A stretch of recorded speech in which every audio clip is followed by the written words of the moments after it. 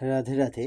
গীতার মূল্যায়নের আগের ভিডিও ছিল শ্রীমদ্ ভগবদ্গীতার 3য় অধ্যায়ের 10 নম্বর শ্লোক ব্যাখ্যা সহ পরিশিষ্ট ভাব বলেছিলাম। আজ 11 নম্বর শ্লোকের অনুবাদ সহ তাৎপর্য করে বলবো।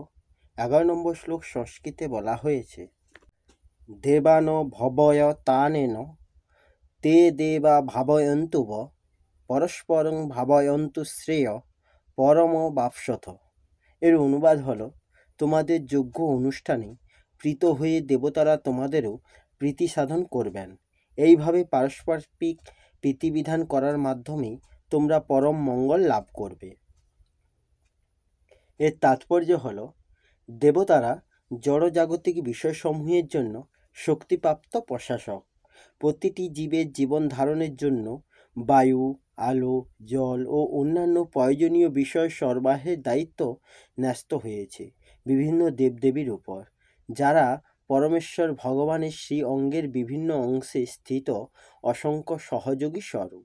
এই সমস্ত দেবতাদের প্রসন্নতা ও অপ্রসন্নতা নির্ভর করে মানুষের যজ্ঞ অনুষ্ঠান করবার উপর।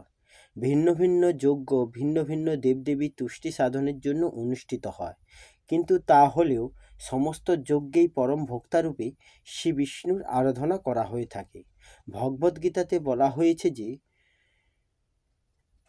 তাই শ্রীকৃষ্ণ স্বয়ং সমস্ত যজ্ঞের ভোক্তা। তাই যজ্ঞপতির চরম তুষ্টিবিধান করাই সমস্ত যজ্ঞের প্রধান উদ্দেশ্য। এই সমস্ত যজ্ঞগুলি যখন সুচারুরূপে অনুষ্ঠিত হয়, তখন বিভিন্ন বিভাগীয় প্রধান দেবদেবীরা স্বভাবত সন্তুষ্ট হন এবং তখন আর প্রাকৃতিক সম্পদের কোনো অভাব থাকে না।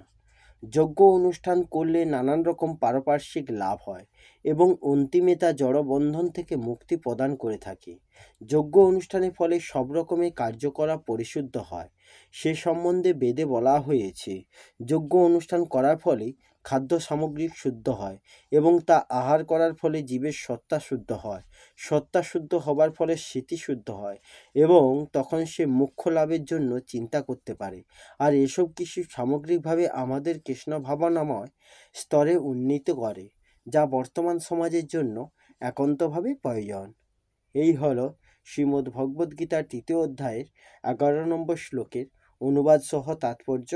আসবো পরের ভিডিওতে। রাধে রাধে। জয় শ্রীকৃষ্ণ। জয় গীতা।